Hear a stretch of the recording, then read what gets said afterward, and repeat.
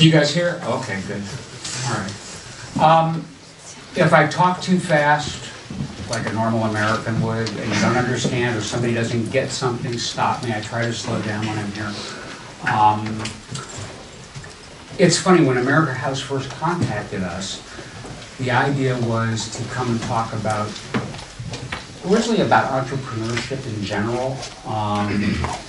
And then the conversation kind of led to me and my background. And together we kind of came up with the idea, instead of me coming in here and talking about myself and what I've been, I mean, it's boring, truthfully. I've heard the story so many times I'm tired of telling it. But to talk a little bit about who I am, where I come from, what my background is, and then we're going to turn the floor over to 5 people today that have ideas, that are entrepreneurs. I have no idea what they're going to talk about. They're going to present their ideas in an elevator pitch type style with a presentation, and then I'm going to make some comments. We're going to open up for questions and answer. So this program today, really, it's casual. It's for you guys. It's not for me.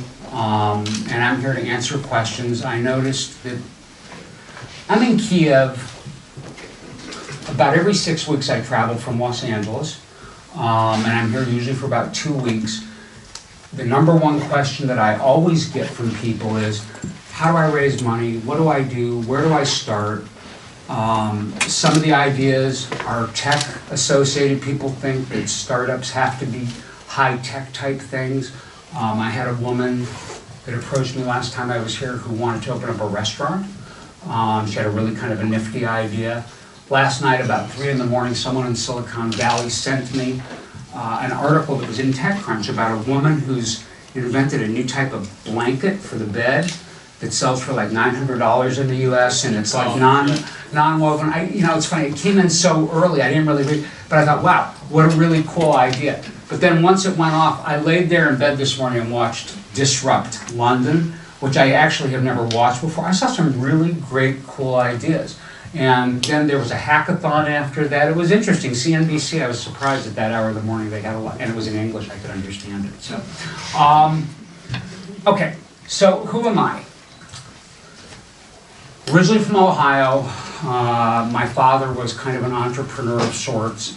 He was the founder and the inventor of an American fast food item called an onion ring. Does anybody know what an onion ring is? And he was the first person to bread and freeze onions, like in 1949. Yes, before I was born, way before.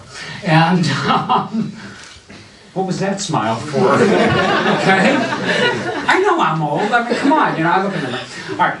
And I grew up in an interesting household because my family was originally from Poland, Ukraine, Lithuania, all that area kind of mixed together at one point, and the borders moved back in the early 1900s, so I'm not really quite sure where they're from, but they changed their last name, but they had this very European attitude, which was, if you work hard, you'll get rewarded. Work hard, spend little, and you'll get rewarded. And my grandfather spoke no English at all. And when he came to the US, he bought apples and oranges on the street. He'd buy an apple for a penny and sell it for 2, and then buy 2 more apples and sell those. And that's how he started his business and supported his family that way. So and he was an entrepreneur in his own life. Sure, he didn't have a big company, he didn't have technical people, he didn't have a cash register. He could afford a desk, but he chose not to spend the money for it. Why do that when he could use a box to write on? So that's what he did. So I've seen a lot of different things over time. Graduated from Ohio State University in 1982, before most of you were born, and made my mother happy, became a CPA, certified public accountant, which is a guy that deals with numbers, which I hated. Got my first job, moved to the San Francisco area, was getting a good paycheck until after 6 months and I got fired. All right. First lesson. I was dependent upon another person providing me with my income, my needs. I'd never been on my own before. Here I was in San Francisco, beautiful city, expensive. My car was repossessed. I was 22. I couldn't pay my rent. I was climbing up the back of the building and going through the bedroom window so the landlord couldn't find me to give me an eviction notice. My phone was disconnected. I was in deep shit. okay? And my parents wouldn't give me any money, and they were like, oh, this is good, now I'll come back to Ohio, which was the last thing that I wanted to do. But I had an idea, okay? And the idea took a little bit of money. I did some research. There was a brokerage house at the time called Payne Weber, and they were offering for young entrepreneurs a $5,000 grant that you could develop a product or an idea that they would give you the $5,000. And at that time, $5,000 US was a lot of money. And I won the $5,000. So what did I do? The first thing I did was I bought a car, because I had to get around. The second thing, it was the ugliest car you've ever seen. It was an orange 5-door Chrysler with a black interior and a stick shift, which is very non-American. No air conditioning, no radio, nothing. But it got around. Ugly. I'd go to meetings and I'd park so far away so nobody would see it. That's how bad it was, okay? Because it was orange. It was. There's nobody even here wearing that color, okay? That's how bad it was. I see the color, I get sick. Anyhow, and I started my first business. Started in a room. Seriously, it was this big by this big. I could touch the walls from each side. And that was in 1983. In 1987, that same company, we had 393 employees. We were in 6 different cities in the US. I had developed the first generation of what was called interest-sensitive life insurance, okay, which is kind of a boring subject. Based on some laws that had happened, some loopholes in the American tax system, I came up with a way where people could buy life insurance, save money, spend little for the insurance, and have a shitload of money at the time they retired in the end. And I took that idea, stupidly, I didn't know how to sell it. I didn't know how to put a price on it. So one of the people from my childhood, you guys ever hear of Kentucky Fried Chicken, KFC? Anybody ever hear of it? Okay. So there was this guy named Colonel Sanders. He wore these white suits and this little goatee thing. And he was friends with my dad. And he'd come to Akron, Ohio, where I grew up, and he'd pull in our driveway in this big white Cadillac convertible, painted up in red, Kentucky Fried Chicken on the side. And he was a charming old guy, but very memorable, obviously, and did very well for himself. He charged a penny to every restaurant that fried a chicken using his recipe. That's how he started. So every chicken that got cooked, he got 1 penny for. So I thought, okay, sounds good to me. So for every $1,000 worth of this insurance product that people sold, I charged 1 penny for. I didn't know how else to do it. That's what I came up with. Fortune magazine did an article on us that year. In 1987, I ended up selling my company. It became a division of the Sun Life Insurance Company of Canada, and at 27, I hit my goal. I thought I'd retired. But I had a sickness, which was I wanted to do something again. I took a little bit of time, moved from San Francisco to Southern California. People want to come in, come on in. Don't have to stand up there. And I got involved in real estate.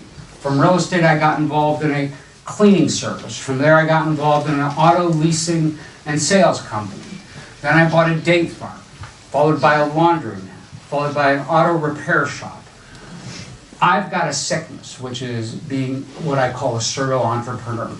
And the best way that I can say about being an entrepreneur, if anybody really wants to know what the life's like, plan on sleeping like a baby, because you're going to wake up every 2 hours, okay? That's the first thing I do. Every night I go to bed and people say to me, how'd you sleep? I say, like a baby, I wake up every 2 hours, because I worry about things. Okay, that's number 1. Number 2, it's all about balls. Okay, see tennis balls? Okay. What is it? Every time I say that, I get these like sinister chuckles. Okay, people say to me, what's your life like? Well, you know what? It's about keeping your balls in the air. Okay? And for anybody that wants to have this challenge, you know, one day you're the head of IT. One day you're doing recruiting. One day you're the bookkeeper. One day you're the payroll clerk. One day you're the supplies person. And then you get into the good stuff, like cleaning the toilet, okay? Scrubbing the floor, cleaning the display cases, all right? Trying to decide what color the walls are going to be, so you're an interior decorator too. And then you end up becoming a shrink, because there's people that work for you, and I should have warned you, I walk around, so it's not going to be good for the camera. people are going to come to you and tell you their problems and want you to solve them and cure them. And then comes the big question, which is everybody wants to talk about money, okay? And people get really funny about that. Like if you own the business, your employees, they come and go like, can I talk to you? You pretty much know what that's about. And then they sit down and they give you this look like, I've been here for 3 weeks and I worked really hard and my dog eats special food and it's really expensive. Oh, okay. And so you get into these types of conversations. There's always the money conversation. So when I talk about keeping your balls in the air, that's what I mean. And this really becomes a 24-hour thing. Am I upsetting you? What's your name? Tanya. Tanya. Where are you from? From Kyiv. From Kyiv. What do you do? I'm a lawyer, and I clearly understand. Are you charging me for this? For this consultation? No. I'm a lawyer, and I have my own small company, and I understand what you're talking about. Having your balls in the air, yep. And you have to decide different questions every day. What type of lawyer are you? Intellectual property. Ah, interesting. Yes. I might need you. I might need you here in Kyiv. Ah, okay. Okay, I need somebody that we can have an intelligent conversation about. Because guess what? There's actually a person in the room that I met in a situation similar to this about 6 or 7 months ago. I won't point him out, he's sitting in the back. And he came to me with a great idea of something that he was doing. We talked about it, and actually proceeded with it. And then he approached me with something, what I listened to a pitch. And I gotta tell you, one of the best things that I've heard for a long time. And my business partner and I met with him a couple of times, we've talked, and it looks like we're actually going to be joining together. So we might need a lawyer to talk to and help us with that process, okay? Because I don't have a clue how to do this in Ukraine. I don't have a clue how to do it in the US, but I can somehow get through it. Okay, a little bit about me. I'd be lying if I said that I wasn't going to talk a little bit about our company. Trust Sourcing is a company that was founded, I guess about 6 or 7 years ago. I met my business partner, Haroon Al-Sarag, on a project that I had come into, which was an existing website, social network type thing, one of my first tech projects. And Haroon came in as the chief technical officer of a company that was totally screwed up. They were out of money. They'd been burning about $250,000 a month and had no result after 1 year of showing it. We came in, there was no money left. He had the idea of working with a team in Ukraine, in Kyiv, to hire some programmers that we start that way, because he had done that earlier along. He had an office here at different times. So we hired 3 people. We had a designer in Los Angeles, 2 back end, 1 front end.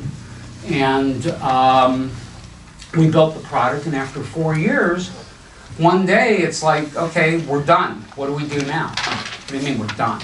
How do you get done? So we had met all of our requirements, and instead of letting the team go in Kyiv, we said, okay, we'll keep them around. Let's see if we can find them some other work. And that's how it kind of all started. So Haroon is without a question the smartest person that I've ever met. In every good business situation, you have 2 sides. You have art and you have science. I'm art, he's science, definitely, no question about it. We've expanded our little company. We've got a couple of different locations. Our main production facility is in Kyiv.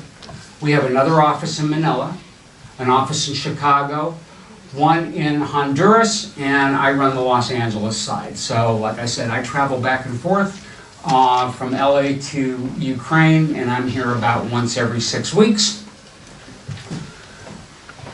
Just a little thing, I saw somebody already posted this on Facebook. I didn't invent this. I don't know who I borrowed it from, but it talks a little bit about what your internal feeling as an entrepreneur is. These are some of our info partners that we have here in Kyiv, and I'd like to recognize the 2 people from my team that are here today. Spiat from Trust Sourcing, raise your hand, and Elena, who I think a number of you met when you walked in. Where'd she go? Oh, there you are. sitting in the front. And if anybody wants to contact me outside of today, that's my email. Everybody should sign up to get our newsletter. It's interesting. Elena writes articles, I write articles. Sometimes we borrow articles. If somebody wants to write something, we're happy to talk with you. The purpose of today's meeting really is to get into what it's like. Let's hear some people do some pitches. Let's make some comments, ask some questions. I'm going to do one thing though before we get there. What's the biggest problem? And you guys raise your hands and we'll pick a couple people to ask. What's the biggest problem as an entrepreneur you think you have? Go ahead. I think it's fear. Fear? What's your name? Yeah, my name is George. George? Where are you from? Yeah, I'm from Kiev. Kiev? And what are you afraid of? What am I afraid of? Do we have a mic? Yeah.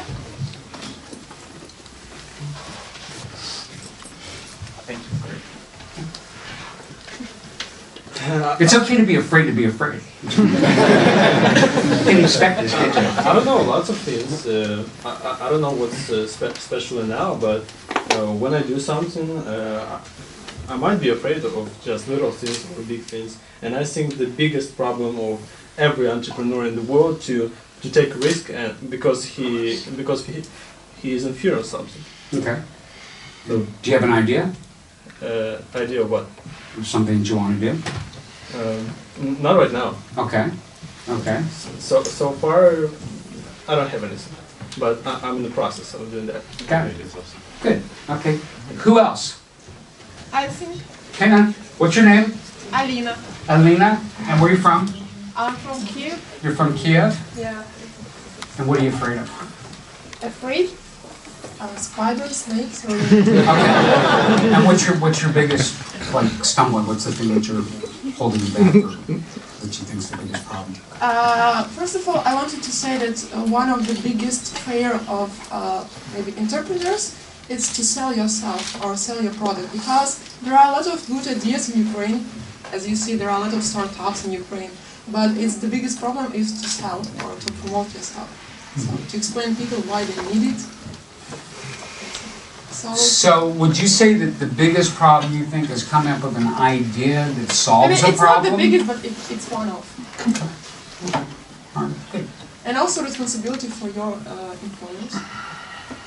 Because if you're an interpreter, it means that you are not just going to work and work from 7 till 7. You need also take responsibility for your workers. Mhm. So it's also Good for you. It's nice to hear that, because that's what we like to do. That's our philosophy. And who are you? I'm Olga. Olga. There's a mic there. Whatever. Just picture. Thank you. I think that one of the biggest problem is a team, because you have a good idea, but you also need a good team who will support you, and support not only from 9 till 6, but support you 24 hours and all year round. And what do you do? I am working at IT company. Okay. And We are IT service provider for financial institutions and for big holdings. fantastic. Who set this up? Oh, there's a button. Okay, I didn't know where the button was, because I'm talking to two microphones. Who else? Anybody else have anything that they see as a stumbling block or a problem? Interesting. Interesting crowd, because usually the question that comes up is money. Where am I going to get the money? Where am I going to get the money? Where am I going to get the money to get started? So it's great to see. There's nobody in this room that's looking for capital. Everybody's got the money to do their startups.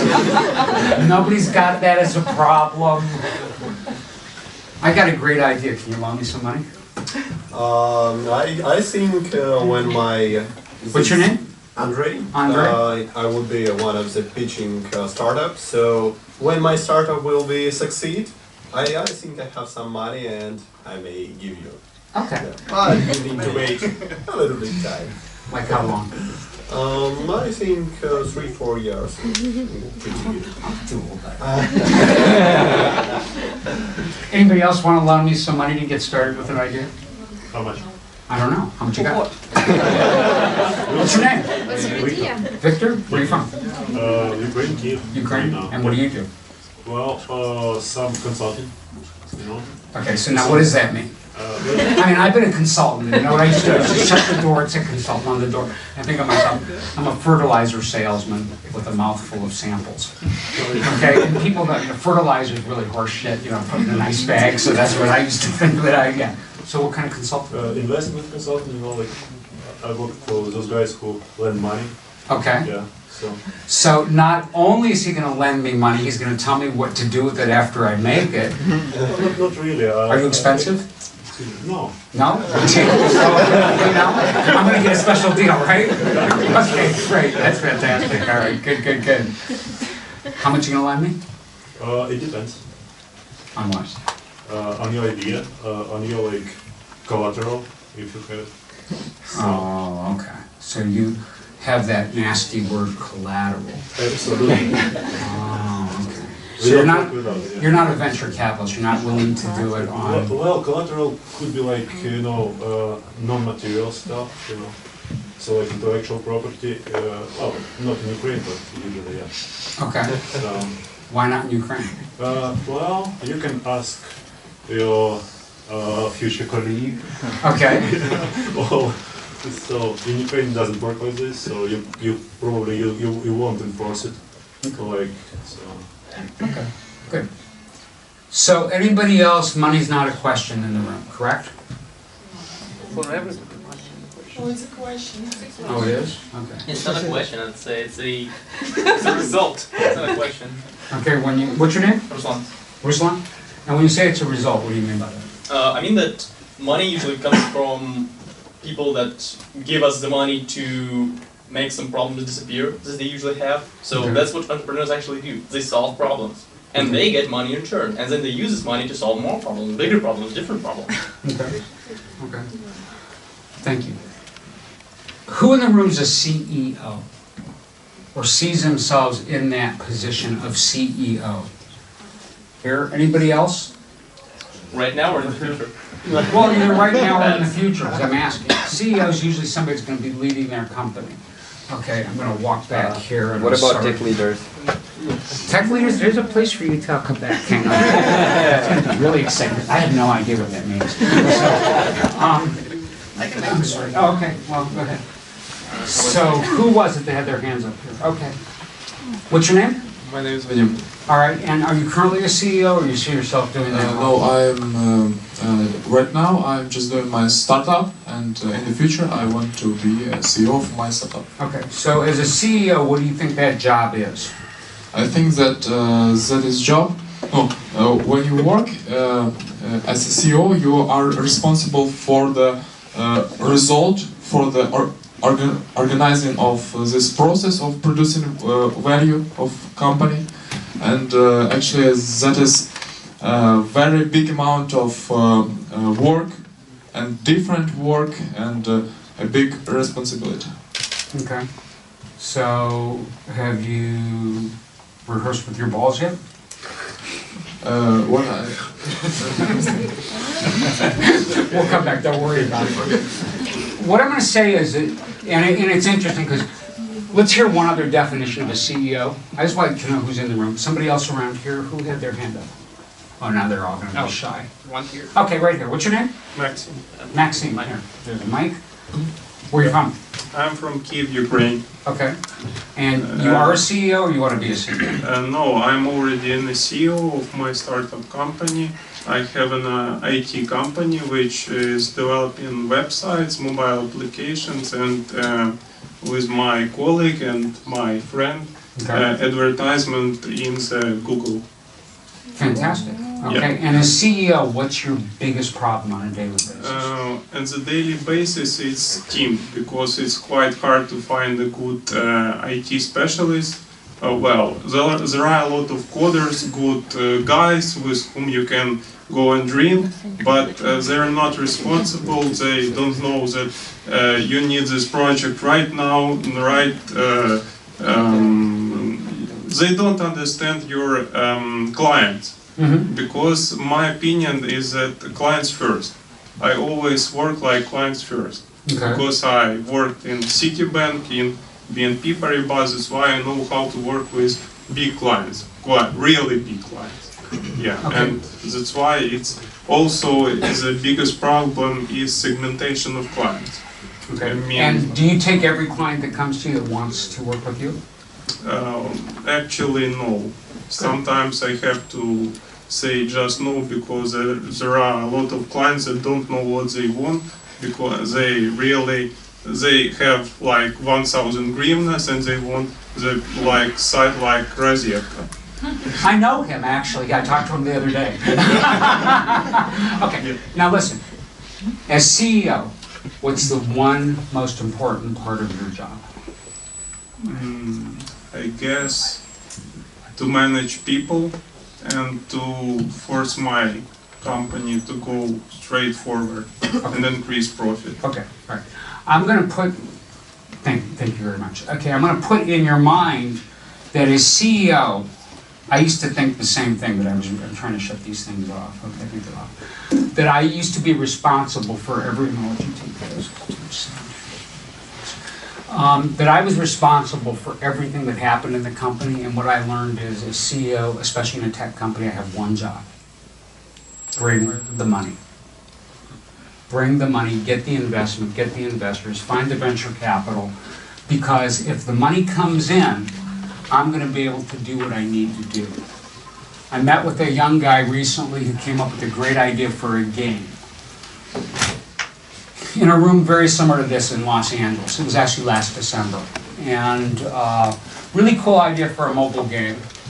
He had no money. Sold his car, riding around on a skateboard, living at the beach, okay? With a computer that's so old the lid falls off when you open it. And he's come up with this great idea for this game.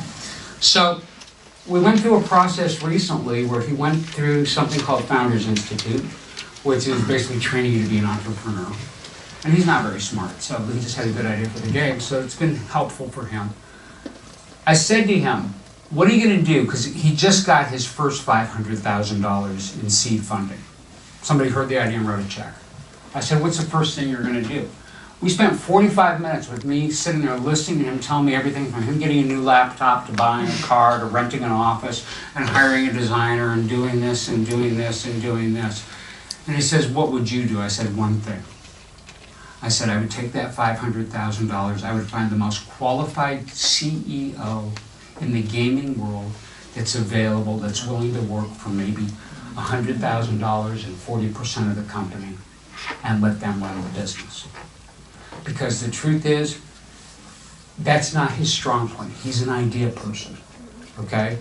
So as an entrepreneur, the one thing that I learned, and the hardest thing is to know what you do well. Do what you do well. What you don't do well, let someone else worry about you, okay? But as CEO in any corporate structure, when it comes down to it, you're responsible for one thing. Bring in the money, I think. Anyway, that's it. We're going to open this up. Anybody have any other questions real fast? Because I want to open it up to the entrepreneurs that came in today, and let's get started. Who's first? Yeah, first is Linda. Yeah. Oh, we met in the bathroom. Yeah, I know. Yeah, we weren't supposed to time. I don't know things. What? Oh, by the way, I have no idea what anybody's talking about. I have not seen their presentations. This will be the first time, and I'm actually grabbing my notebook and getting a pen so I can make some notes. And I'm going to sit down somewhere. Does anybody have any place I can sit? Anybody have a place next to them? Okay. Can I sit here? Is it okay? All right. I'm going to shut my mic off. Hello. Does it work? Yeah, it works. Hi there. My name is Leon Wilkes. I'm from the Netherlands. For everybody is from Kiev, one American and one guy from the Netherlands. I am the founder and CTO of GasUp. And like Mark said, I decided to ask somebody else to be the CEO because I wanted to do the product itself. It's not my first company, but I will tell a little bit about it. We do automotive. And what we do, we give entrepreneurs, little entrepreneurs, website builders, the chance to build their own automotive website. The problem is, when they always start empty. You start with an empty website with nothing on it, and you have to fill it. You have to fill it, and you have to find advertisers to monetize it. On the other hand, you have advertisers. And advertisers in automotive like to advertise. They spend a lot of money on it, but they cannot find the way to advertise of million small websites. We solved that problem. We solved a system in what they come together, and that is called Gaza. Now, what makes us so special? First of all, a web publisher is online within minutes. We recorded this, somebody went online in 1.5 minutes, he was online, a website filled with content, filled with cars for sale, filled with parts for sale, and afterwards he extends his own website. And on the other hand, we have the advertisers. And what do advertisers do with us? Well, within minutes again, sometimes with one press of a button, at that moment, yeah, I should talk like this, okay. With one press on the button, their complete stock, if it can be cars or car parts, they are online. But in such a way that they're deep targeted at the same time. Now, do we have a business model? Yeah, we have it. It's very simple, our business model. We have publishers who create a website, advertisers who pay on the website, we earn money, and we share the money we make with our publishers. The same way Google does it, and it goes up to 60%, so it can be quite interesting for them. Well, do we have a market? Of course we have a market. Annually, the automotive market spends $35.5 billion on advertising. And we want a little part of it. How will we reach out? Well, we have social media, online advertising, but the most interesting thing at the moment is that our actual advertisers at this moment already say, can we advertise for you? Can we, to our buyers, say that your software exists, so they will use your software? Because there's a lot of young people who want to start a forum, or they want to start a marketplace, or they want to start a blog or whatever about automotive, and then they come to the advertiser, please advertise, and they're like, okay, we will do it, but it's like $25, $50, $100 a year, and they don't really like it because it costs them a lot of time. But with us, all is covered. Of course, we also have a contract signed with affiliate marketing, car dealer software, and we will start with direct sales from the beginning of next year. Do we have some competitors? Yes, unfortunately we have, but there's one big difference. We are the only one focused on automotive.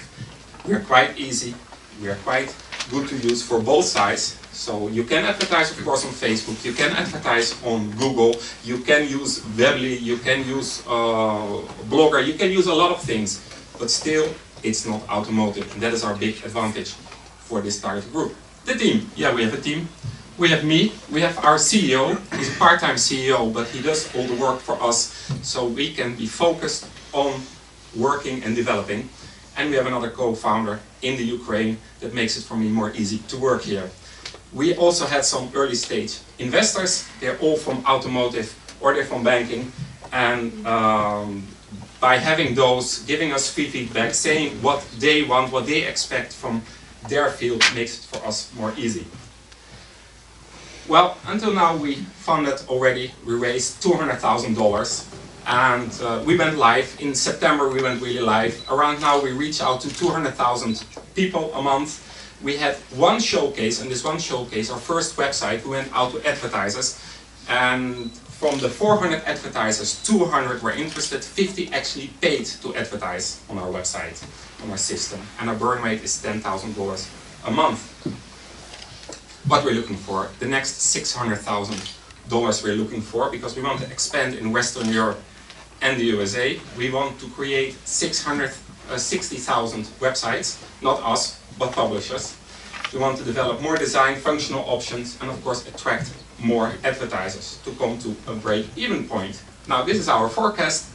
As you can see, we lose money at the moment. Our break-even point will be in around 2 years, and the years after, the projection is of course that we make quite nice money. This is our goal, to reach $250 million automotive consumers in the 7 years and become $1 billion company. This was my pitch. It was fast, it was short, but it was within the 3, 4, 5, 6 minutes that I had. So please, if there are any questions, I'm willing to answer them. Yes? What was the market you started from? Was it Netherlands? Or? Yes, it was in the Netherlands. I created a small marketplace for car tuning, and from there it developed and develop more. And I got a lot of requests from other people who had their own automotive websites, like, hey, this is very cool what you created. Can you create this for me? So first I thought like, okay, I'm gonna create a lot of other websites for other people. But then I thought better to make one system instead of doing a one-time sell to give them a website. I say, okay, you know, you get the website software for free. I just take a percentage of your income. But why didn't you start from a bigger automotive market? I mean, Netherlands compared to US market, for instance? Well, there's quite a big difference. I am from the Netherlands, and that makes it quite easy for me. And if you can be successful in the Netherlands in automotive, you all can make it everywhere, because it's the worst automotive market in the world. Okay. Okay, thank you. You're welcome. Any more questions? Several. First of all, what was your valuation of the first round, and what is your current valuation for 600,000? For the 600,000, we ask 12.5%. And what was your valuation before? Our valuation before, at this moment, you mean how much I still own at this moment of the company? No, when you raised 200. This 200 was raised in a lot of very small steps. So it really starts with a friend who gave you the first 10,000. So it's very hard to say at that moment how much you valuate it, because you valuate at that moment also friendship. And you're planning to go into a very competitive market in the US, so what's your unfair advantage? How are you going to protect your position? Well, first of all, we have something that other people don't have. So an advantage is time. And that is the main thing. If they want to copy it, well, there will always be people who want to copy it, but it's like a system. So it will take them 1.5 years to reach the same. Unless they spend $5–10 billion and create it as well in 6 to 7 months. Possible. Okay, thanks. Good luck. Thank you. Can I ask some questions? Yeah. By the way, Leander, thank you. It was really a nice presentation. Thank you. But a couple of things. Of course. I'm confused. Relax. You want to sit down? You okay? Sit Yeah. down. Sit down. No, I You're guess You're sweating? I'm sweating like I know, isn't it horrible? It's terrible. Yeah, I know. I know the feeling. Okay. So relax. All right. I'm not here to do anything.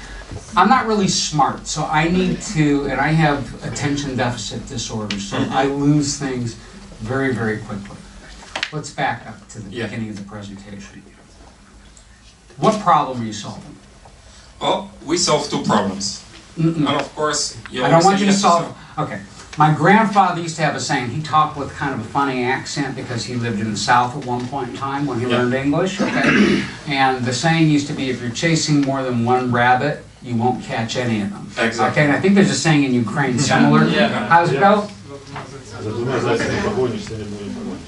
Say it again. За двумя зайцами погонишься, ни одного не поймаешь. Okay, which basically means that if you're going after more than one thing, you're not going to get either of them. So tell me the one problem that you solve. Because that's what I'm looking for. Okay, the one problem that we solve, let's say, go to publishers. I know a lot of people, and we did some research that 2.5% of all new domain names registered are automotive. All those people have to start, many of them are companies, many of them are also enthusiasts, have to start a website. They are not technical people, so they just car enthusiasts with grease under their nails, and they want to start a website, and they think, okay, first I have to build a website, but I can't, and when I have the website, how do I fill it up? That problem we solve. Okay. So who are the people that need a website again to find that? Give me. Well, give me an example. We first started with all those petrol heads. People really like cars, but then if you look at cars, many of them say like Mitsubishi Club Kia.org. So for every model of every car, of every city, of every country, there is a small website. Okay. And we offer them a solution. Okay, so I'm a car enthusiast, so that's why I'm interested. Okay, and I've collected cars, a lot of them. I'm a member of the Mercedes-Benz Club of America. Okay, now they have a website. Yeah. All right, and I've never had a desire to have a website about any of my cars. That's possible. Okay, so, all right, so the problem is you're helping people solve the issue so that they have a website for their type of a car. Yeah. Okay, and what's it costing them? Zero. Zero. Yeah. And how's it monetized? Well, it's monetized by us, by advertisers. Okay, so give me an example of an advertiser who would want to be on my website. I want to put a picture of my 190 SL on a website. Well, the beauty is, so you will start a Mercedes website. Okay. Yeah. And our system knows that you have a Mercedes website and shows automatically. Ah, how does your system know? Huh? How does your system know? That's a small secret, of course. I'm looking to invest in your company. Yeah. I want to know what's making your company unique. Now you've just brought something up that's very unique. How is your system smart enough to know?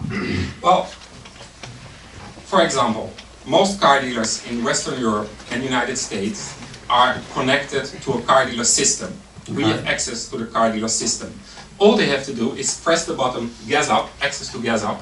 That's the only action they have to do, and all their cars go in our system. Then we divide them into several websites. So if you have a Mercedes website, on your part cars for sale stand only Mercedes. We can even go more far and say, okay, if you make a website about Mercedes SL, then only the Mercedes SL will appear on your website. Now you can say, you can go to the big marketplaces in Europe. It's like Autoscout24, it's like the biggest marketplace in Europe for cars. But then you have to go there. But if you're on your own website, with the friends that you have, and talk about Mercedes SL, and each time that there is a new SL for sale, it pops up, like, wow, oh, that one looks better than mine, price is okay, I buy it. So the contact between the user and the seller is much more direct. You don't have to go to another website to see it. The same is for a part. The same is for a part. A web shop has 1 million parts in it. They have an online feed, and automatically it's connected with our system, and the parts are uploaded to the website, to our system, and automatically we see the parts for the Mercedes SL on the website appear. In such a way that's not disturbing. So it's not Google ads, because if you come on the website and you see the Google ads, you click it away because it's not interesting. Right. Or you see a lot of flashy banner. No, we don't have it. But with little ads that connects the one who visits the website and the seller, we have a strong point. Okay, so you're a freemium model for the consumer. Yes. And for whoever the person is that's putting the parts on there. I'm not paying you any extra money if I buy through the website like on eBay. I'm not paying a commission. I'm not paying it. Okay, cool. Now, a couple other things that you brought up in your presentation. It's a $35 billion industry. Yeah. Now, the $35 billion, is that strictly the market you're currently in, which is in the Netherlands? No, And it's a worldwide spendings of marketing and advertising done by the automotive industry. Okay, when you say automotive industry, we're talking new cars, used cars, New car used parts, cars, yes. OEMs, everybody in between? Yeah, but it's the advertising budget. So it's not the market, it's the advertising budget. So $35.5 billion is spent on advertising. So when Chevrolet runs an ad, that's part of the $35 billion? Exactly. Okay. When Joe, the used car dealer down the street here, runs an ad, is that part of the $35 billion? Okay. When Auto Parts America runs an ad for their store in Sherman Oaks, California, is that? Yeah. All right, so it's advertising globally. Okay. Exactly. All right. And then the next question I had was, you said that your company has a burn rate of $10,000. This now concerns me. You're burning $10,000 a month. Yeah. Okay. Where does that money go? We have a team of 10 talented developers here in Ukraine. Okay. We have rental costs. Okay. That's around it. Server cost, that's the last one. Okay. So. And sometimes I get paid. Jeez. 10 people getting $10,000 a month, plus paying the rent, plus you getting paid, and everything, and covering all the other costs along the way. Exactly. Okay. 10 people. God, all right. They must be the total team is 13 people. Okay. And 10 of them get paid monthly. Okay. One of them get paid sometimes, and 2 doesn't. I know that feeling. We're going to come back for a second because I've got a concern. So you've raised $200,000. The $200,000 that you raised, was that from venture capitalists? Was that private equity? Where did it come from? How'd you do it? It started with friends. I had to talk for 2 years to give me money. Okay. And after that, it was people from the automotive industry. Okay. And then I was searching for an advertising agency that could help me because I'm not a salesperson. And that guy loved my idea and said, you know, I know a business angel, he loves cars, let's talk with him. And he is at this moment our main angel, and he... Fantastic. Yeah. Okay, well done. All right. So out of the $200,000, how long ago did you raise the money? Sorry? How long ago did you raise that money? The first capital I raised 4 years ago, and the main capital I raised 1.5 years ago. Okay. So what's plan B? You mean when I get to 600,000? No, When I get nothing? exactly. Then it means that... Because what you just told me is you raised 200,000. Yeah. You're probably, based on what you've told me, you have a runway, I'm guessing between 3 and 4 months. That if you don't get money in 3 to 4 months, you're in deep doo-doo. Thank God I'm not, because we spoke with our business angel, and he wants us to find new capital, but he said, I will not drop you. I will not drop you down the moment you cannot find it, and Okay. we'll go on another year. So he'll put more than the 200,000 in if he needs to. Absolutely. Okay, Yeah. cool. All right, so you've actually done more, and that's what I want to clarify here today. Okay, relax. You've done good. Okay, you did more than raise $200,000. Not only did you raise $200,000, but you brought on a private bank, because now you've got somebody that's going to keep funding you Yeah. until you can raise something else. How much of the business did you have to give him for this opportunity? The first money, it was around 150,000. Okay. I had to give him 25%. So he has 25% ownership in Yeah. the company across. And so based on what you're telling me, right now your company's valuation is what?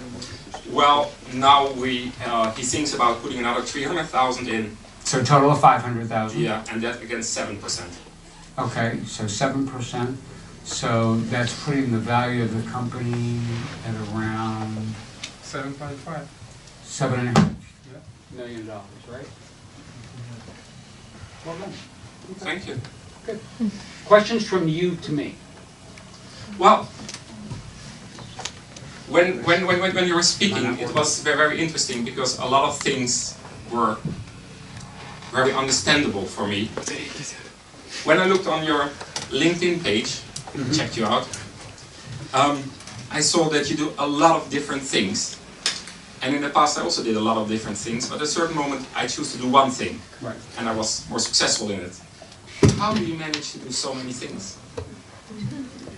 Half-assed most of the time. No. A lot of the things that I show I've done, and they're now mature situations, meaning that I've been able to pass off. Hello, there we go.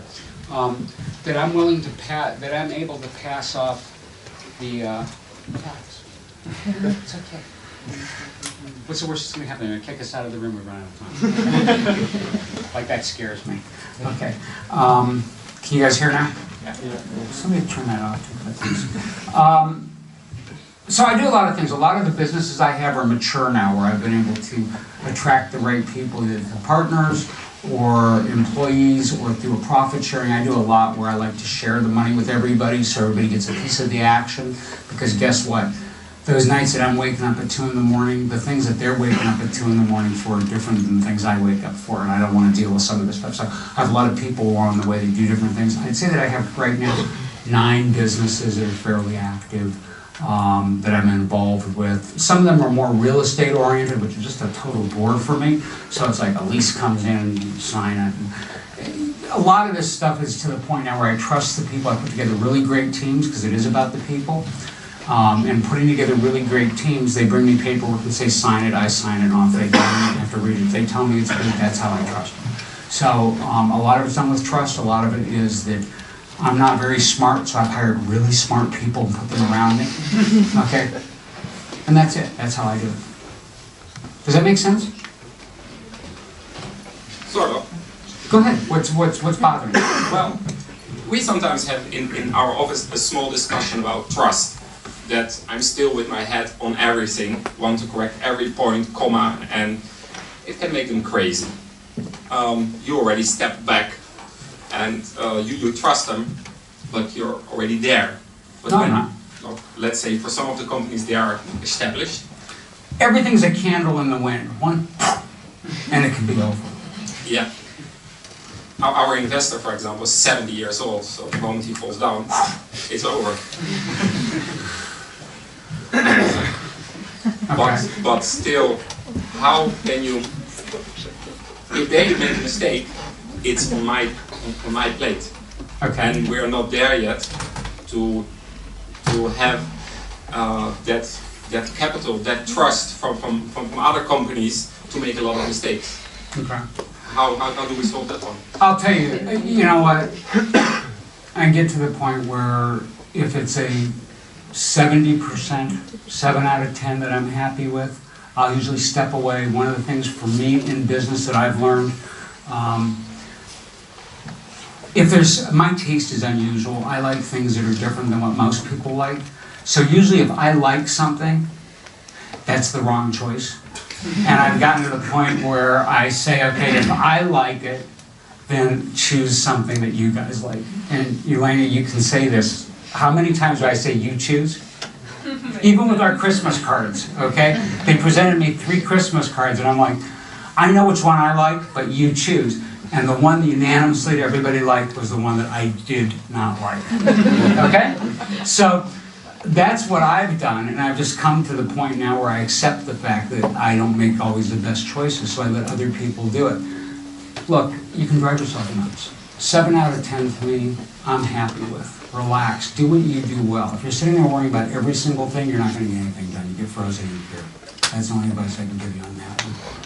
I know we've got 40 people and we've got 1 hour before they throw us out of the room, so I'm going to speed this up. Who's next on our list? Thank you so much, though. I know that was hard to do.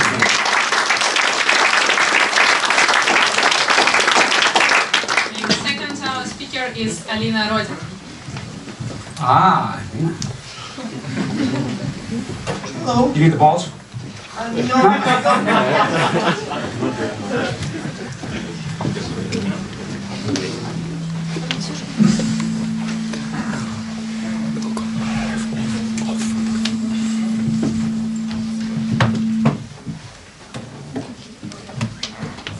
Okay, hello everyone. My name is Alina and today I want to present you our project that is called Minute of Life. But first of all, I want to ask you, what would you say if your t-shirt could say hello inside of you to the people? Or for example, if you can present to people a gift that could talk. Or even, I will show you. Or even if you could place your romantic video message on a street art at a city center, but only your beloved one would be able to watch it. And if you think that it's unreal during this 1 minute, I will prove you that it is not. So, our project called Minute of Life is the first world's user-generated augmented reality messenger. This service allows people to create their personal video messages and place them on real objects in the real world, like on a t-shirt, on a postcard, or even on a dollar bill, so you can feel yourself like a president. And I will, of course, demonstrate you now, but I need to lose my microphone.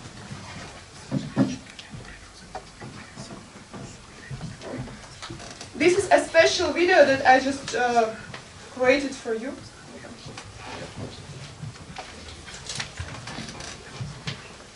What's your name? Andrea. Okay.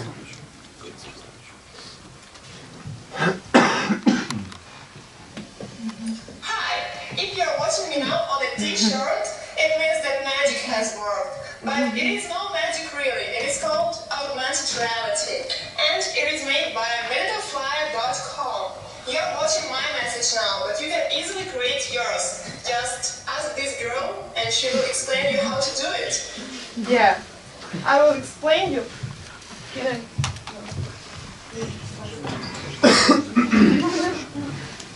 So, to create your own message, you need to go to our website, minuteofflife.com, or upload our application to your mobile phone. There you just press the button, create your minute, and you will find a media editor where you can upload your pictures, your videos.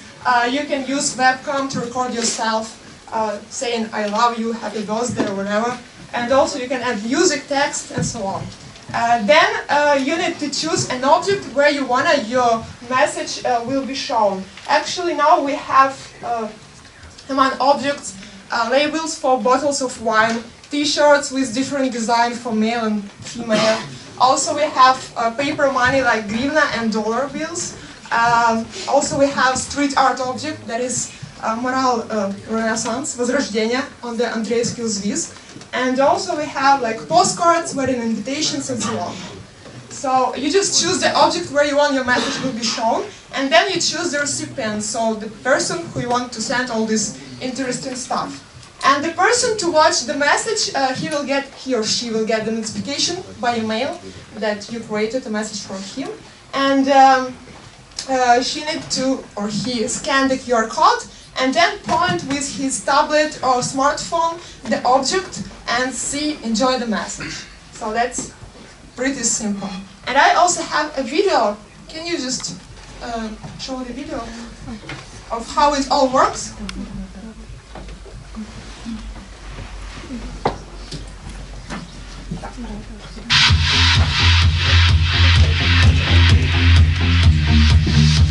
Also, it is possible to place your messages even on a food. You will see here like cupcakes or big cakes. I remember that we presented to our director a big cake with our message on it. So the only limit is your fantasy, imagination.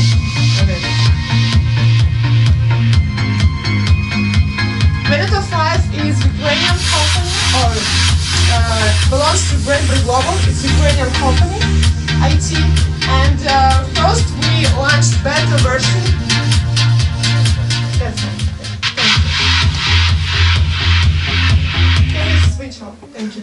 So first we launched this project in October 2014, and it functioned as a service of future messaging, where you can create your message and choose like a date and a time in the future when you want your message will be shown. And this idea finds its audience in Latin America, in Turkey, in South Africa, and we had more than 100,000 registered users. So, and now in the end of the summer, we launched this new feature with augmented reality. And we want to promote this feature in the United States and in Canada also. And about the monetization, we have like two ways here. First, it's to sell objects, real like T-shirts or postcards where people can place their messages. And the second way is for B2B, because, for example, even a brand tag could be a marker, could be a place where you can show your message. So that's all, minute 5. Spend your minute better life. Thank you.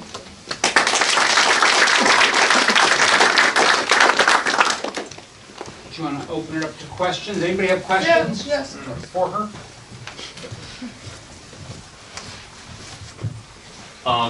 How do you actually put a marker on something? I mean, is it a technical process? You need to produce something first, or I can just bring my own T-shirt, my mobile phone, my something. No, actually, the marker is a picture that is on the object. For example, on this T-shirt, the marker is this picture. So you can't use your red sweater to watch the message. So to make a marker, we use our designers create it in a special way, put it to our service, and there you go, and you choose where you want to, which object you want to be a marker. But for example, among markers, we also have like images, so you can just print this image wherever you want. You can just take the print and make it on a T-shirt or make it on your refrigerator or whatever.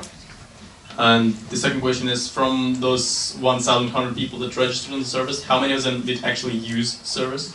Actually, the registered users, it means they used it. Oh, so it's like a 100% conversion rate, right?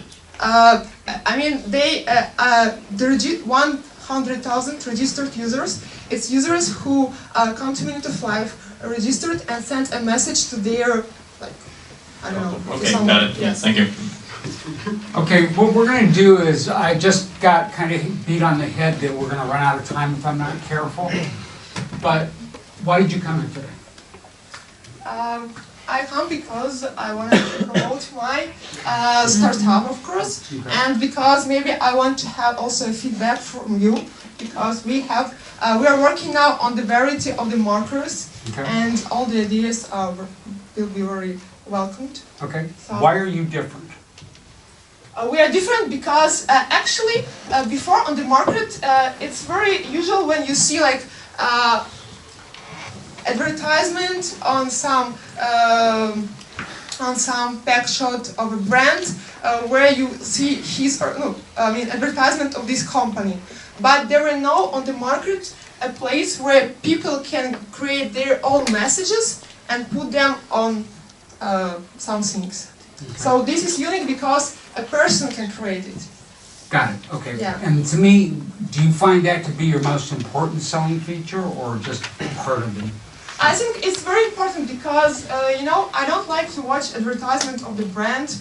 I mean, it's not interesting anymore. I wanted to show my own message on Coca-Cola, for example, or I wanted to present to my friend a postcard and with some my happy birthday invitation. Okay. Or something like So that. who's your market in the end? Market? Who's your customer? Customer? People, normal people. Like you. Now we're into a real conversation with normal people. Among my customers are people who wanted to surprise somebody, who wanted to make a cool gift for a birthday. Or also we have a lot of customers who have long distance relationships. Bingo. Yeah. You've now said who your customer is, and this makes really good sense. Any other quick questions? We want to bring another presenter in. Go ahead. Okay, I have a small question about You never have markers. small questions. Yeah, about your markers and how you're going to promote these markers to people to find out that something is hidden. I mean, some hidden message waits for a person under the marker. So you want like to have double promotion of something. No. It's like the person come to website and choose the. For example, by the way, who wants like to try these augmented messages on these postcards? I will give you. We have a lot. Yes, So, but yes. right now it's okay. So you explained to me that if I take your application, put like in front of this postcard, I receive some message. But how people will find out without these promotions that behind this postcard is something hidden? Because it's like I present it to you. I found this service and I want to surprise you and I want to create a Christmas postcard for you. So I just do my message on it, and then I come to you. Hey, this is postcard to you. Okay. Happy Christmas. And it's there is written that hidden messages. Okay, so here. now it's more clear. And here is inside it is instruction of how to watch it also. Okay, you want to build a community, nice. Yeah, I understand right now. Thanks. And also, for example, like we sell also now T-shirts with markers. It looks like that. I mean, in pack variant. And inside there is a T-shirt with your message and with instructions of how to watch it. And also, person receives email notification with instructions and with all this stuff. By the way, this is for you. Oh, thank you. You're welcome. Fantastic. Wow, I love it. Okay. When we're done today, the 5 people presenting, I'd like to make sure that I get a few minutes with you. I want to talk about presentation techniques. Okay, just some things that I've seen throughout Ukraine and I'm noticing here in the room because I think it will help you when you do this. So, if the 5 of you have time when we're done with the main, I mean, anybody can join, but I want to talk how to present, how to talk, what to say, what things you should address in the very beginning to get somebody's attention when you're making this. Well done. Well, no, let's get everybody through because I'm worried about our time here, okay? That's what I'm worried about. Thank you so much. Who's next? Thanks. Thank you for the shirt. Very nice. Thank you.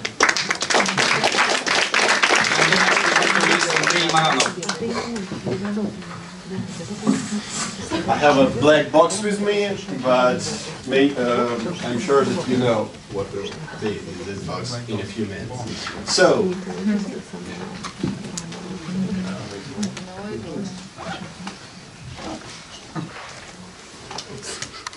Андрюха, давай. So, we are Arnet, medtech startup, and we are sure anatomy should be affordable. From the first point, I want to make more clear what kind of problem we try to solve. Nowadays, regulation in medical field is changed, and it's going to be forbidden using real organic preparates, like for example this one, in medical field. It's a global practice. It's the same in Ukraine, the same is worldwide. So it is a big, in fact, problem. Just imagine, I'm a person with a medical background, so just imagine you have a patient with a bone fracture. He comes to you and wants to have some analytic from you, but you never see any kind of real bones. It's really scary, and especially me. And that's how there is some existing solution, like for example this one, real skeletons. Unfortunately, the main problem is that this skeleton is made of materials and technology which doesn't allow to show the smallest details, and of course they are pretty expensive in kind of old-fashioned technology. And this is how our solution was created. On first step, we take real bone, real one, scan it by our own solution for 3D scanning, model it, prepare for printing, and then print on 3D printer. So in this black box, it is some of examples of our bones. For example, this bone, it is a cranial bone. The main point that technology of 3D scanning and 3D printing allows to show the smallest details on this bone. Unfortunately, none of existing other technology doesn't allow you to show, for example, such small, tiny structure. And this technology works for any kind of details. For example, it might be bones of your hand, like for example this one, whatever you want. But it is only a first step. Bones are static, we may print them. But what made with dynamic structure as arteries, nerve, muscles? We think that the best idea it is augmented reality. So our vision of augmented reality is that you just mark your smartphone on our bone, it recognizes unique anatomy structure, for example like this one, as a mark, and add on top of it location of arteries, muscles, nerve, whatever you want. As I mentioned, I have a medical background and I know that sometimes it's just extremely hard to understand how exactly this nerve goes. So a few use cases of our technology. One of them it is in medical universities and in educational field when students may much more easier teach anatomy. So as with real patient you have opportunity to interact and find, for example, this artery based on bone structure, the same kind with our solution. The second one, it is more clinical use, for example, for traumatologists who want to understand better the clinical case. They may print the real bone fracture, they may practice on a real bone, like for example this one, and they even may make some educational operations. And the third use case, it is for patients-doctors communication when doctor want to help his patient, for example with osteomyelitis. It is the one, it's when a bone becomes dissolving, and doctor want to help understand his patients what exactly his morbid about and why it's crucially important to make operation very urgently. The main competitive advantages is that we allow to provide anatomy knowledge in the way how we, medical professionals, use it in a practical way. It is our main competitive advantages, and of course it's much more simpler to make these bones. For example, you may put 3D printers on this stuff, you may download our application for your mobile device, and that's all what you need to use our technology. Business model consists of 2 points, one of them direct sales of bones, and the second one it is mobile application licensing. Of course, our product cannot exist without team. We have strong analytics in software. Our software developer have more than, he is from Google New York, so he is pretty experienced person. Our hardware person have more than 10 years experience in IT, and I belong to a medtech field and management questions.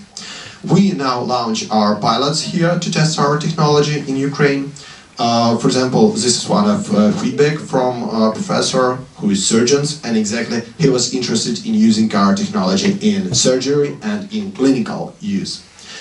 We just we made a few customers development and research in Europe. We just end our acceleration program in Helsinki. We found out interested exactly in using our technology, for example, from University of Helsinki and University of Oulu. Also a clinical field where Finland, for example, is very strong.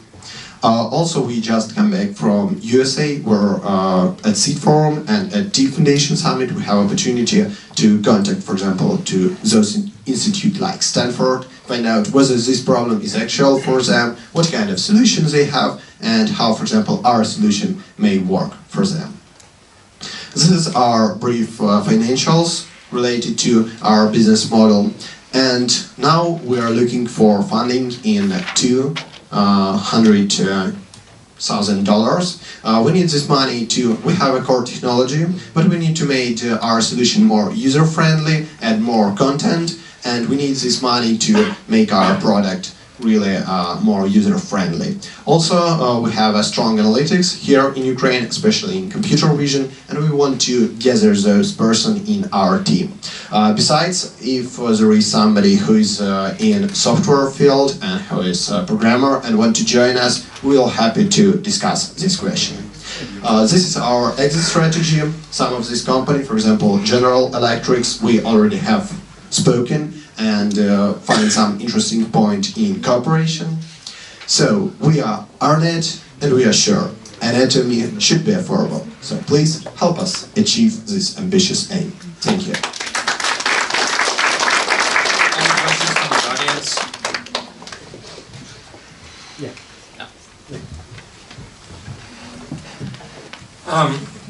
I will be very honest.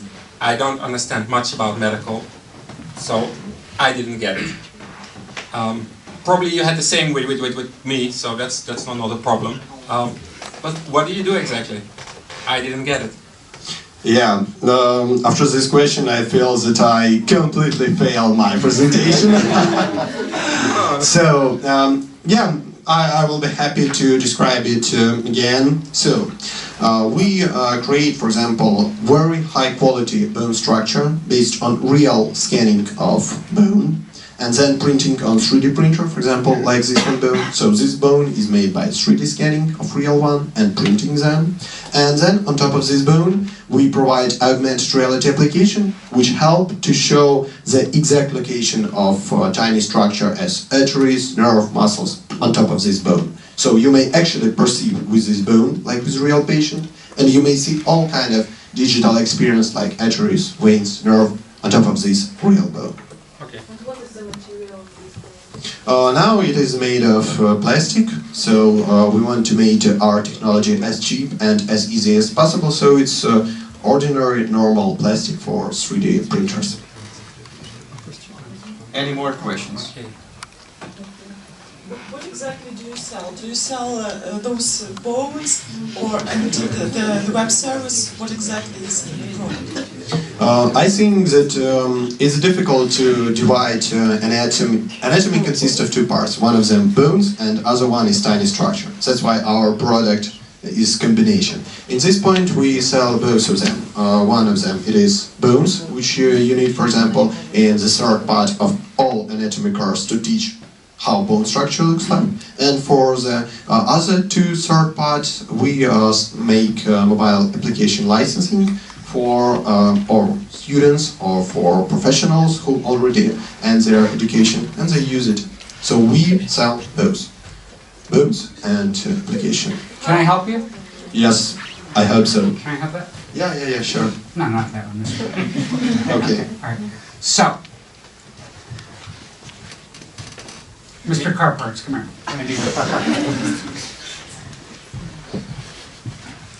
Did you ever see a transmission on a car? Yeah. How did you see it? Right. With your eyes. So you looked at the car, and you looked through the doors, you looked through the hood, and you could see the transmission. How did you No, see it? I had a shifter. You had to open something up, right? Yeah. Okay. Or from the bottom. Okay, fine. Thank you. So you know what a transmission looks like. Yeah. Have you ever seen one of these? Thank God no. Do you have one? Yeah, probably. Yeah, probably. But you've never seen it, right? Okay. So, what's this part of? It is part of a bone, so dear gentleman Which need one? to open his arm to see it. It's this one. Okay, This all right. one. So here's the deal. Make this real simple, all right? You're going to be my doctor, okay? And I walk into you and I say, doctor, I hurt, but I'm not gonna tell you where, you gotta find it yourself. You're gonna look at me like I'm friggin' nuts, right? Okay, because you're not gonna know where to begin. So you're gonna wanna do an x-ray, right? To find out. And I'll say, okay, so it hurts somewhere in. So you take my arm, you're gonna put it in the machine, you're gonna see a picture. And you're gonna be looking for something, I think, that looks like this, right? Somewhere in it. I hope so. Okay? All right. If you don't find one, then you know there's a problem, because the part got left out. Okay, part of the transmission's missing. But let's assume that you find it and something's wrong with it. The only way you're gonna know something's wrong with it is that you've seen one that everything's right with, correct? Yes. Or Yeah, that's sure. within a range of being right. So you need to learn what this looks like. In the old days, they took people who died, took their skin and body parts off and hung them up on a thing, and there was a skeleton that you could look at, and a doctor in a classroom would say, this is how it all fits together, or should. But yet you don't see all the little parts connecting, all the hoses, wires, pipes, like in a car transmission that connect all the parts. So what they've done is they've come up with a solution so that you can learn what it is you're looking for, so that you know what it's supposed to look like. And using augmented reality, they tell you not only is it supposed to look like this, but that there's supposed to be certain parts that attach to it, and about here's where they should be.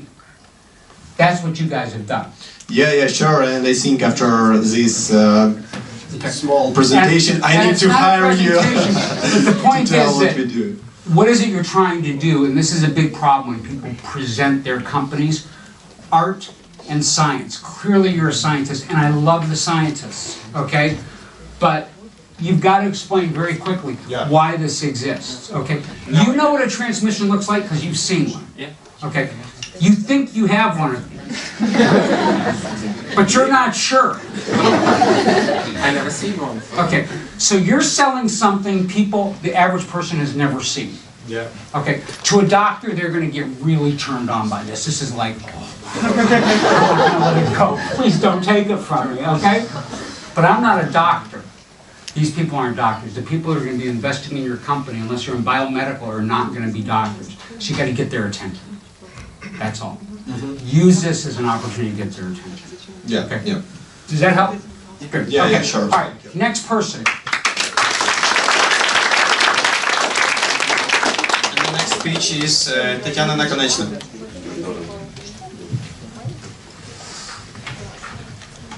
Caused me to sweat. I hope so. Yeah. You want to pause?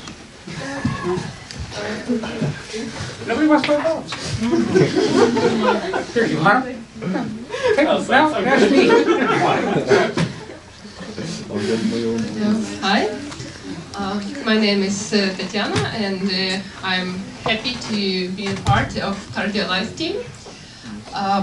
It's our product, Active Life, will help active people, coaches, and professional sportsmen to have the trainings that are tailored to their needs right now, to their heart state and to their stamina level. I would like to start from a question. How many of you have stopped visiting the gym just after several visits? I did. I did also. And I still remember the feeling that after training, the pain in my muscles was so hard that I was not able to work properly. And that means that I was training over the age of my abilities. And that is not only the problem for usual people. A research in the Olympic Games in 2006 showed that people who got the gold medals were training on the age of their abilities. Those who got the bronze medals were training like in their comfort zone. And those who were injured were trying to train over the edge of their abilities. So it's not only for usual people, everybody have this problem.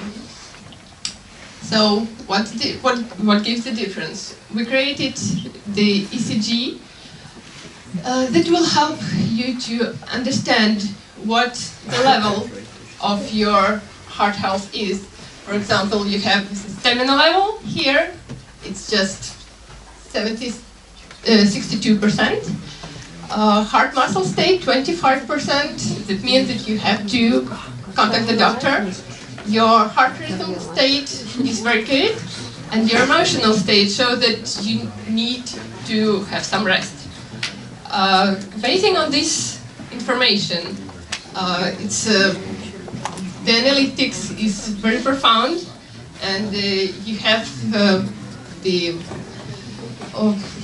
it's analyzed 176 ECG parameters and show you the trends and some hints what type of training and what intensity of training you need now. So, what about the success story? We have one of our first adopters, Oregon team in mini football, that 1.5 years ago they lost all their funding almost in the middle of the championship. They had to hire the newcomers and they started to use our technology to make the training sessions individuals, so that to each next match, all the team is in the highest with the highest stamina level. Did they win the championship? No, but they stepped even one step higher in the championship ladder. So this is a victory too. So how it works? You wear 2 bracelets and 2 anklets. The information is transferred to the CardioAlyze cloud, and you get the results. And it also can be sent to a doctor, to a coach, from a family member or insurance company. So now our prototypes are the size of cigarette lighter, not big. And our first adopters are clinical hospital, military hospital in Kiev, several sports teams, and several other clinics in Ukraine. And our next steps are establishing the CardioAlyze cloud, because now we have a PC version working, and entering the UK market, which is our pilot market, test one. So, yeah, I'm open to questions. Is the solution is it a solution for end user or service companies, health companies? It can be both. Our ultimate goal is B2C market, but first step is working with sports clubs and insurance companies. And what is the purpose for end user? For the end user, is for example, if you have clinical depression, or you don't know that you have one, but you know that something is wrong. It really can show you what is wrong. Whether you are really too tired and you just need rest, or the problem is an emotional one, or the other one. And it gives you some hints what type of training will not be harmful for you in your situation. So it just saved me. And say to me, stop doing these activities. No, it says you can do this, and this, and you can choose which one. Whether you need powerlifting, whether you can afford the powerlifting now, or you need just some yoga and relaxing.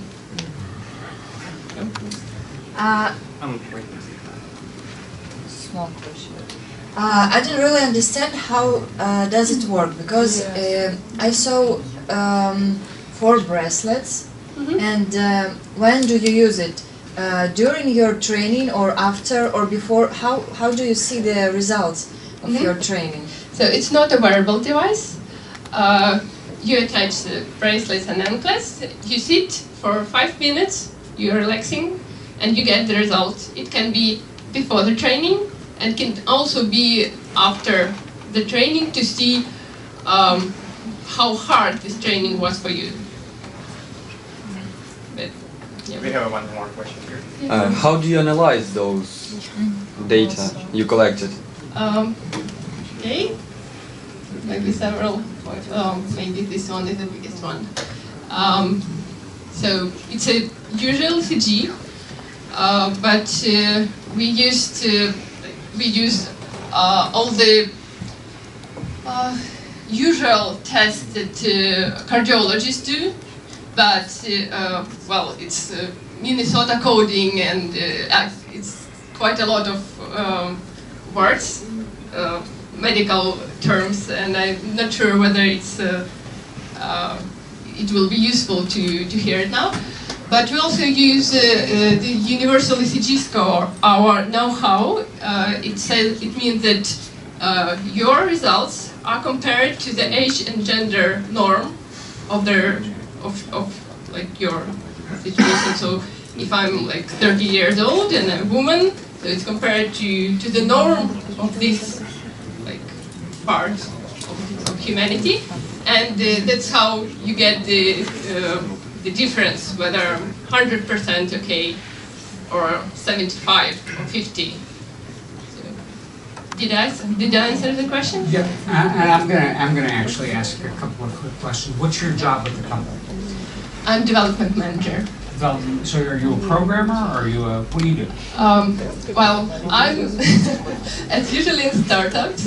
I started like a marketing manager, but soon found out that at that point there was no usability for their product. So I became actually the product manager.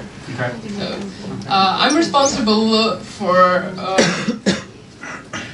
understanding, like, for usability, and so that the user. So you can understand, it. okay, so your job, let's talk about what a product manager is real fast, and I know that we've got some limited time here. What is your job as a product manager? Are you more, when somebody says product manager, are you more in charge of the technology product? Are you in charge of, because you clearly have a physical product, and I keep pointing to my Apple Watch, sorry about that, because that's my association with it. We're also will have an expert from the fitness trackers, so that you can see their. So, all right, so right now your company is a startup in Ukraine. You've developed software that works to make people feel better. Yeah. You've developed a unique piece of hardware that is custom, that you can only get from your company, these bracelets. Is that the idea? The idea is we will sell the product, but the product itself, the hardware, will be sold almost without any. But you own the design and whatever goes into that hardware. And the most important thing, we own the analytics system. Okay. Where's your hardware built? Where's your hardware built? It's here in Ukraine. Okay, because so it's found. Is this one of your bracelets? No, no. Oh, no, this sorry. is not one. Okay. What do your bracelets look like? I want to see one. I want to see one. It will look something like that, but. Okay. All right. So you've got some strong points. Bracelet made in Ukraine, product built in Ukraine, designed in Ukraine. Okay. Pretty big stuff. Why'd you pick the UK as your marketplace?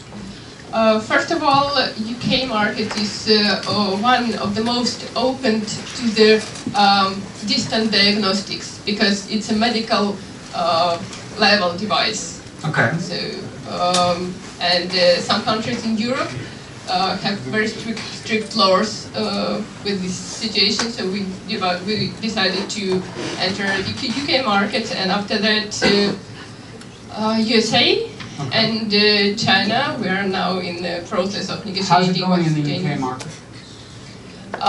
We will enter the UK market in the end of the spring. Okay. All right. All I'm going to say is then I want to move along, so we've got a couple other things we've got to do QA. You've got a great product designed, built, manufactured in Ukraine. I think this should be the first place you sell it.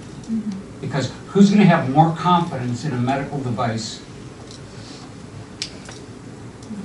than anybody that's here. It's a home product. I think it's great. I think it's great, but I'm just not sure about the UK part, but we can talk about that later. Yeah, okay, That's a sure. whole other conversation. Okay. Any other quick questions? Yeah. We'll do one more and then we're going to move to the next presentation, otherwise we're going to get out of time and they're going to yell at me. Yep. So there was a phrase about emotional state. Am I correct that you're trying to recognize emotional state of your patient or client? How do you do that? There is quite a lot of mathematics and medical things. I will answer now that I'm not very good at mathematics and medical things now. And my point is to stay as distant from medicine as possible, because I'm responsible for usual third people to understand it. We are not diagnosing whether you are happy, or whether you are angry. But it shows the level of whether you have a depression or not. Do you have some device for this, or are you trying to predict? We are working now on the prediction for the 6 months, but for now it's just detection, your state at this moment. But it's not about EEG, a special device for your head, which can recognize the way? It's just an ECG, electrocardiogram. Okay, thanks a lot. Great. Thanks for the questions. We're going to hold the rest of the question. We can come back. We're going to come back to each person. I just want to make sure we give you. Thank you very much. Very nice. We're gonna give the floor to Michael Kusko. Michael, you want to pause? Yeah, why not? Yeah, I'll take one. Just one? Yeah. No. See? Neither do I. Okay.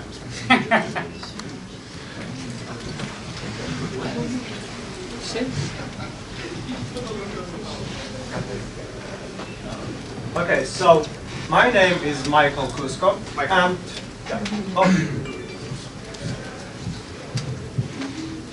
okay, so my name is Michael Kusko, and I've got a question for you. In any country, what is the future for any country? Who is the future for any country? Children. Entrepreneurs. Okay, let it be.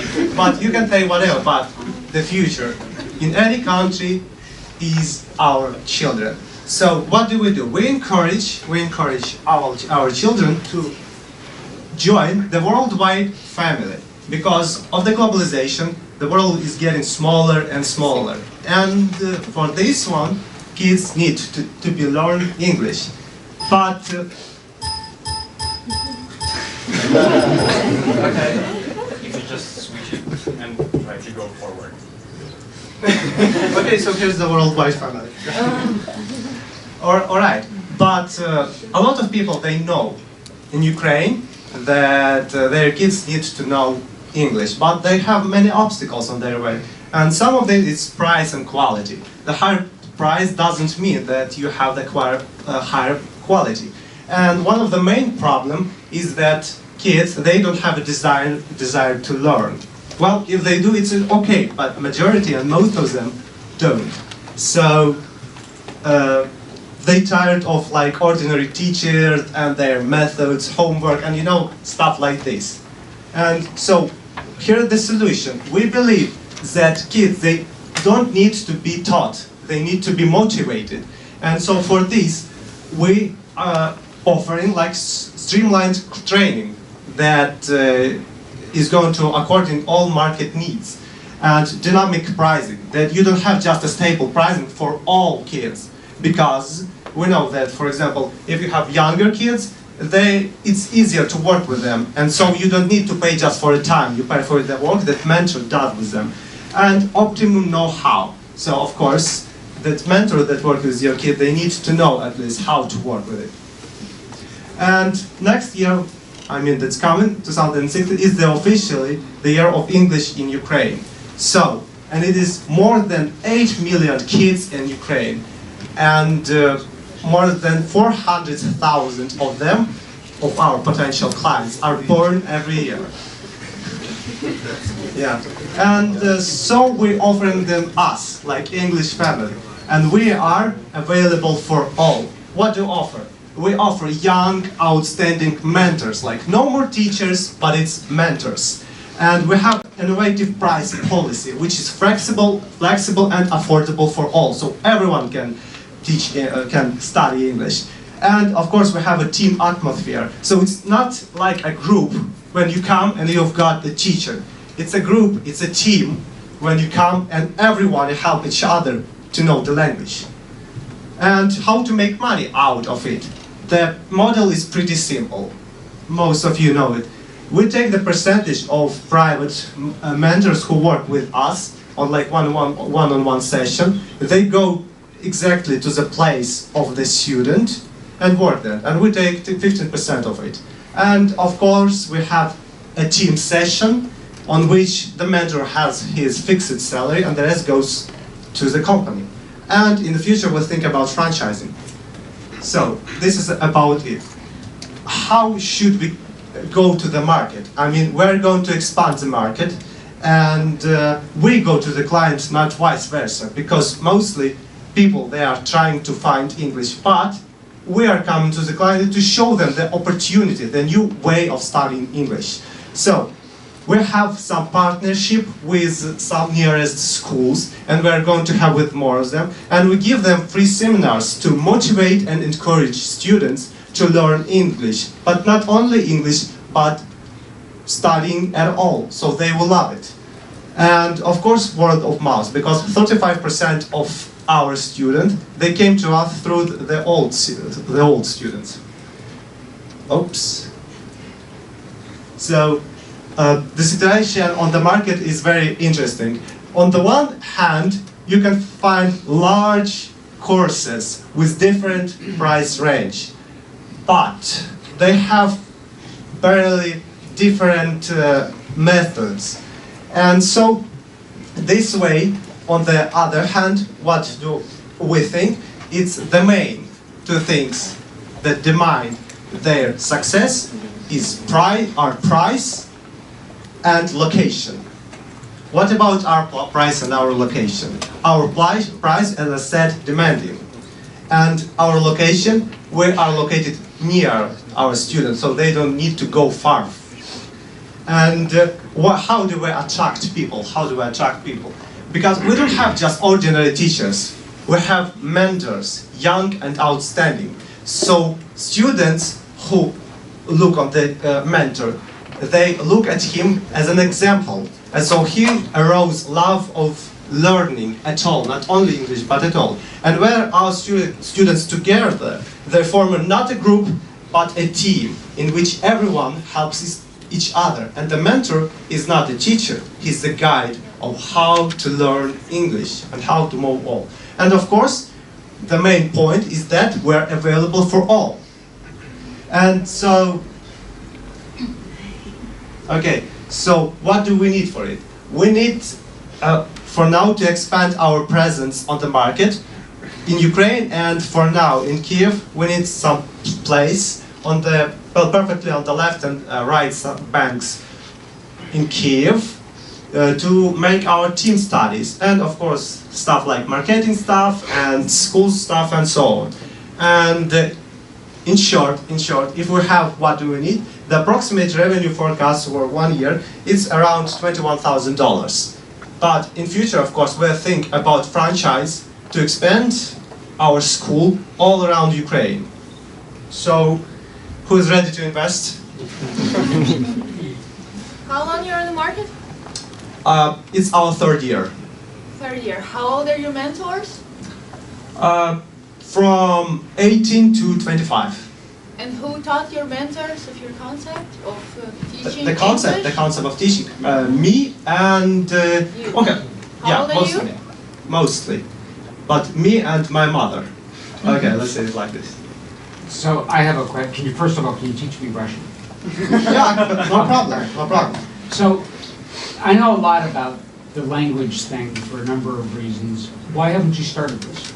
Why haven't what? Why haven't you started this now? we did. It's our third year on the market.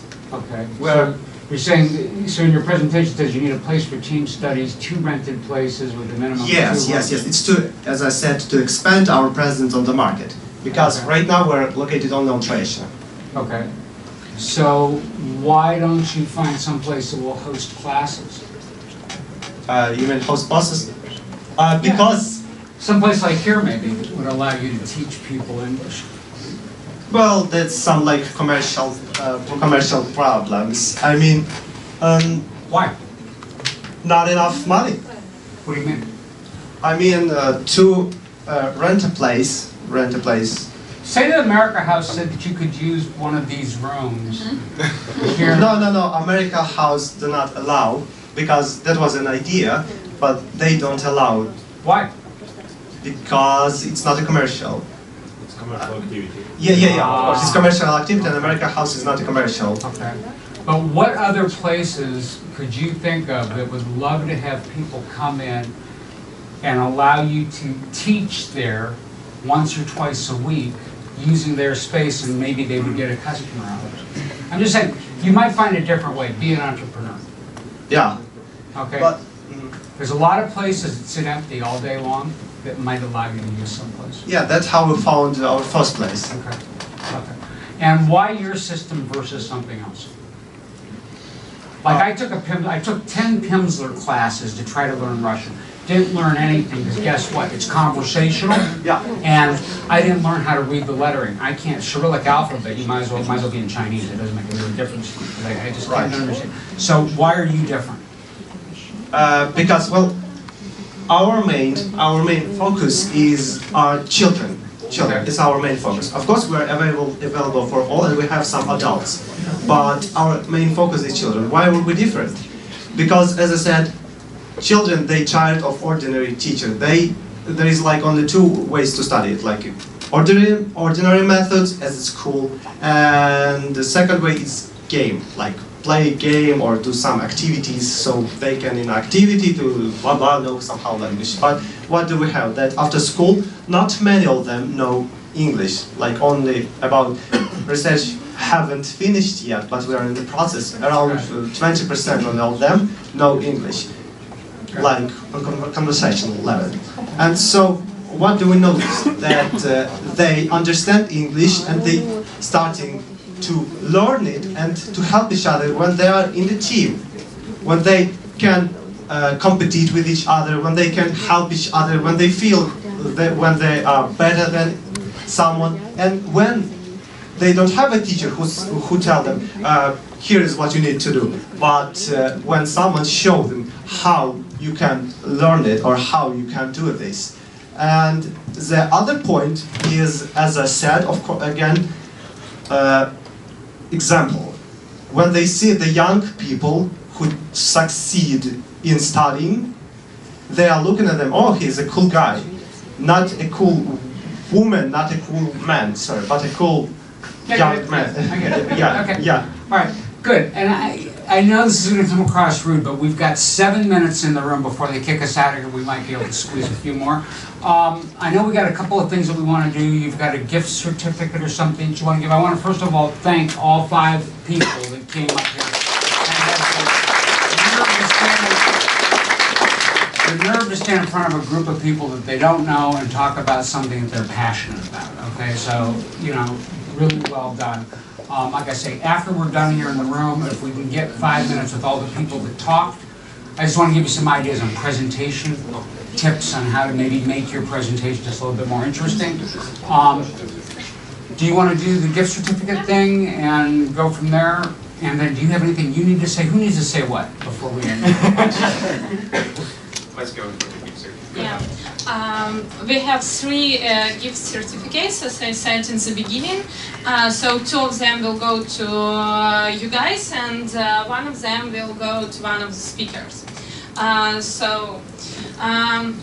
You know, I will ask you to pick 2. 2? Yeah. Okay. The one. Okay. 1. That's 2. Okay, thank you. You're welcome.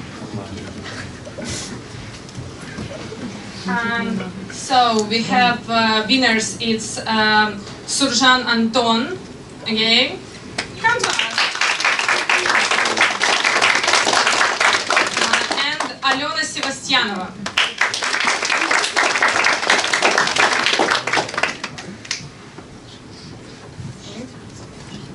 Thank you. Yeah, don't pay attention to validate, it's valid. Okay, congratulate, you can contact Mark, here's his email address, and set up a date when you want to speak with him. So here's the deal, I'm here, just so you guys know, I'm here until the 5th of January. This trip, I come to Kiev every 6 weeks, I'm here usually for 2. If you can't do it in person, I'm happy to do it on Skype, phone, I mean, there's a lot of different ways that we can do things, and just let me know, give me some heads up, and most likely we'll get more than the time that's on there out of me, so that's fine. Okay, questions from the audience. I know there's people, go ahead. I know you're waiting. What's your name? Dan. Hang on, let's get you a mic. Can I have a mic? Okay.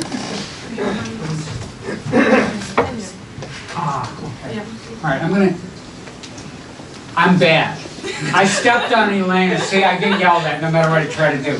Hold your question for a minute. They've got one more gift certificate to give out, and I have a big mouth, and I'm sorry. I have 5 names of our speakers, so can you help us to pick one? It's Andrei Maranov. Okay. Bones.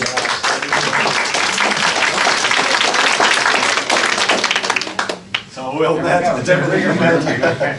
Perfect. Let's take the mic back here. Would you hand that to him? Thank you. Yeah, a couple of questions. Sure. You invest in an idea that is already tangible, or it could be just words?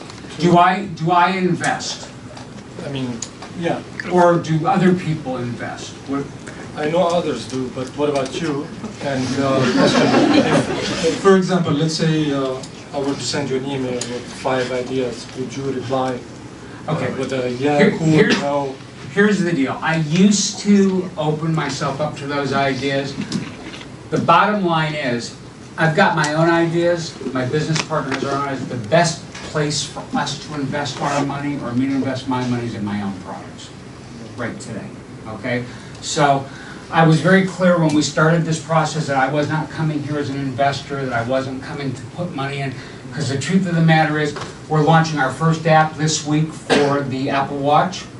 Money's going there. Why? Because I believe in it. Why? Because it's my What's the app invention. about? I won't go into it now, but if anybody has an Apple Watch and wants to be a beta tester, raise your hand. You can get on the list right now. We'll give it to you for free. Nobody has an Apple Watch. Bad idea, Mark. Bad idea. Nobody has a watch. Okay. But seriously, yeah, right now today, it's very unusual for us to see something outside that we didn't create in the company. We have found one product this year that actually was developed, and the idea came out of Ukraine, that we are going to invest in as a technical investor. So that's in many cases where we plug into a process as a technical investor, meaning we provide the technology. The other partner, if we create a partnership, provides the other aspects of the business to bring it together so that we can work together in a partnership. So that's the kind of, but as far as money investments go, it's going in my stuff. Okay, other questions? Go ahead. What's your name? Yarek. Yarek and... Yeah, I'm just work. Spec show how it works. There we go, you're on. Again, so for your whole entire life, you have heard a lot of speech, a lot of presentation, you have spoken to lots of different people. And can you mention the 3 main themes in the presentation when a person like pitching you besides ideas, so not including the idea? Great question. Okay. Okay, and this is what I wanted to talk to you about. First of all, nobody really established who they were, okay? Their names. Most of the presentations that I saw did not have the company name on it, except maybe on the first page or maybe on the last page. When you're selling your company, that's your brand. It should be on everything. I don't know, is it on ours if I click through? Yeah, good. Just make sure. So I don't want to talk about both sides of my mouth. Yep. Yeah, it is. Okay. I want the name of my company to always be remembered, and that's something that I noticed with all of your presentations, or most of them, that wasn't on there, number one. Number two, who are you? When I first made my very first presentation, okay, I sat in a room and had all these morons looking at me because they didn't understand what I was doing, and guess what? I didn't understand what I was doing either, which was fine. But afterwards, a guy pulled me aside, the lead investor, and he said to me, he says, you know, I learned a long time ago, and he also had that kind of accent. He says that I have a choice. I can invest in either the jockey or the horse. And I'll never forget those words, because what was he saying to me? And then he said to me, most of the time the horse is going to get worn out. Most horses aren't going to win the race the first time. But if I love the jockey, I'm going to keep him on my payroll, and I'll put him on another horse, because eventually he'll get on a horse that he's going to win with. All right? So you should establish who you are in the presentation. Why you versus you versus you versus you. Why are you the right person to be doing this? That would be the first thing that I didn't see. Second thing. One was in brand. Two is who you are. And three is why you're going to change the world with this idea. Where's the passion? Make sense? Questions?